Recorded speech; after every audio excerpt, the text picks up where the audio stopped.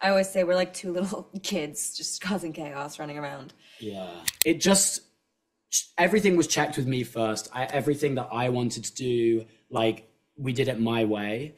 And that made me feel really safe on the set, and an incredibly professional cast and crew. And I felt comfortable to do that. And I think that's really important, that we make actors feel comfortable in those situations. And we achieved that amazingly in the show. And I think, we love Bridgerton. We'd Yeah. love to have the people desperate for some period romance I to know. come on over after. I think I welcome the comparisons, because like you say, I have real confidence that the shows play very different roles for the viewer. Yeah. I often got told that I look like Michael Hutchence from In Excess when my hair's a bit longer, which is a massive compliment. I think people are being very kind when they say that, because he was an absolute hottie. But I need to work on my Australian accent before I do anything like that. I have a good friend, Varun, who is from Delhi, I think. And we did watch one movie. I can't remember the name, but I know that Indian cinema is so vast. Yeah. And fantastical and wonderful. Everything is just last so Indian fun. film I saw was it's in my accent, but it's so hard to say it. Triple R. Was Triple the R, massive? yes. Yeah. But when I say it in my accent, it sounds so weird. It sounds like I'm going R. How are you? Very good, Good. thank you. I'm so excited to be talking to you all because when I started watching this series, I didn't realize that I would end up watching it in one go. Like I binged the whole thing, Oh, that's Good. so good. That's what we and want. and I loved y'all. I actually like every time y'all were on screen, your chemistry was insane. So Oh, I'm excited to I'm recommending it to all my friends, and I'm excited for it to release. you're doing good work. Thank you.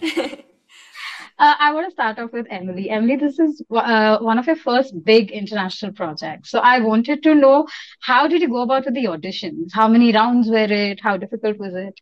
Yeah, I don't know how typical this process was. It started like any other audition. I got the sides, which is basically a short bit of the script, and auditioned for it, put it on tape, and then didn't hear anything for 3 months and assumed that they had moved on.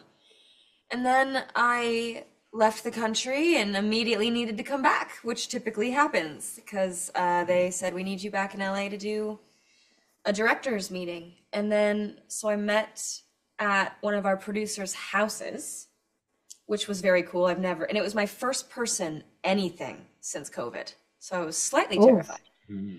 And then straight from there, we did a screen test at Amazon, but the only unique part about it was I was the only girl there, which I think it's typically a few, right? Yeah.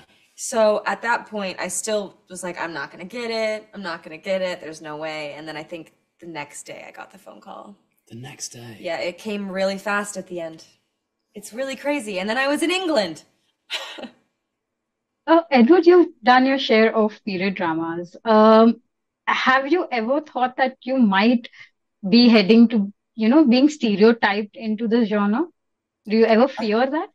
Firstly, I definitely the good thing about period dramas is like history is really, really long. So there's so many periods that I haven't even touched on yet. I'm hoping by the end of my career, I've sort of done them all. So 2005. yeah, every single year from sort of like beginning of humans to now. So I love period dramas. I'm very passionate about them. I love the costumes. I love watching them. I love living in those worlds. And then every now and then, it's fun to do a job where I can wear jeans, just because it feels different. But only every now and then. I only need like one of them every couple of years, just a little jeans job, and I'm fine. As I said, both of your chemistry was insane. But in the initial days that y'all were doing those intense scenes, was there a sense of, you know, an awkward moment, or did it take y'all too long to get into the spirit of it? Not really. No, I don't think it was awkward We, at all. the first scene that we filmed together is the first time Jane and Guilford meet in the tavern.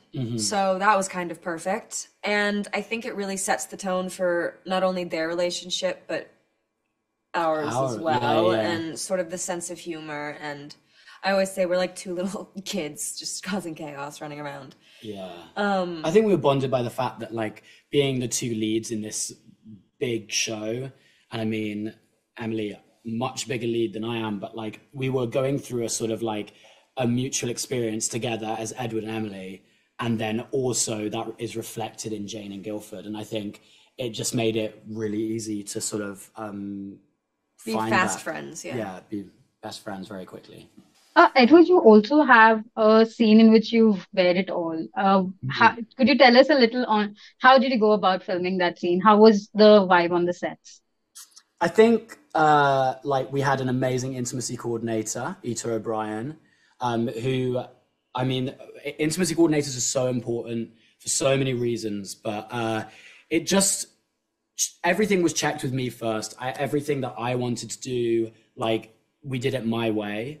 And that made me feel really safe on the set, and an incredibly professional cast and crew. And I felt comfortable to do that. And I think that's really important, that we make actors feel comfortable in those situations. And we achieved that amazingly in the show. My Lady Jane is also coming a few weeks after a show like Bridgerton that is coming. I know they are two starkly different shows. The concepts are very different, but given the themes that they revolve around, do you think that there will be comparisons? I think I think there will be, and I think, we love Bridgerton. We'd Yeah, love to have the people desperate for some period romance I to come know. on over I think after. I think I welcome the comparisons because like you say, I have real confidence that the shows play very different roles for the viewer. Yeah, But I think Bridgerton is an amazing show. I think it's so beautifully made, and I think if that helps create a hunger for this sort of period that's great. drama, then we are very thankful And for then I that. think, once people watch it, they will see that this show is so genre bending. There are so many elements that make it so like really anyone can watch it and enjoy it. So I think, then it'll find its voice. Yeah, Have you all watched Bridgerton? Yeah. yeah, Oh yeah. oh How did yeah. you all find it? It's great. I love it. I think it's so it's Oh, it's re Nicola. yeah, it's redefined a Queen. genre, I think, in such an amazing way, and completely sort of turned it on its head and got everyone so excited for period drama again, and reminding us that period drama doesn't have to be stuffy. It doesn't have to be sort of like not inclusive. It doesn't have to be desperately historically accurate. And I think that is such an important thing to have. Edward, I remember reading somewhere that you had uh, auditioned for Mike Jagger's role in one of the projects, if I'm And not wait, wrong. in which projects? Mick Jagger? I auditioned to play Mick Jagger once. Yeah, Yeah, yeah, yeah. I did a And long then time that ago. did, and Um, then I started reading a lot more, and then I realized that you want to do a musical project. So do you have any particular musician in mind that you want to essay on the big screen? oh, I don't That's a know. good That's question. really. I often got told that I look like Michael Hutchence from In Excess when my hair's a bit longer, which is a massive compliment. I think people are being very kind when they say that because he was an absolute hottie. But I need to work on my Australian accent before I do anything like that. My last question to both of you is, have you all got a chance to explore the Indian cinema? Um, a tiny bit actually. Hmm. I have a good friend, Varun, who is from Delhi, I think. Yeah. And we did watch one movie. I can't remember the name, but I know that Indian cinema is so vast Yeah. and fantastical and wonderful. Everything is just Last so Indian fun. film I saw was it's in my You were accent. I find it talking so about it, hard to yeah. say it. Triple R was Triple the R, yes. massive but when I say it in my accent, it sounds so weird. It sounds like I'm going R.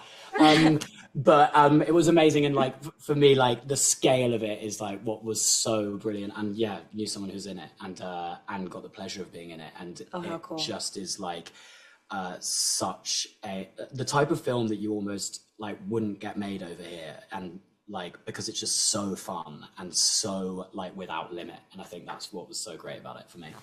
Going forward, if you get a chance, would you want to star in an Indian movie or a project that's Indian based? Yes, Yeah, yeah, definitely. that would be so cool. Yeah. All right. Thank you so much for talking to me. Thank you so much for this conversation, and all the best for the show. Oh, Thank thank you you. so Have a nice much. Have a great day. day.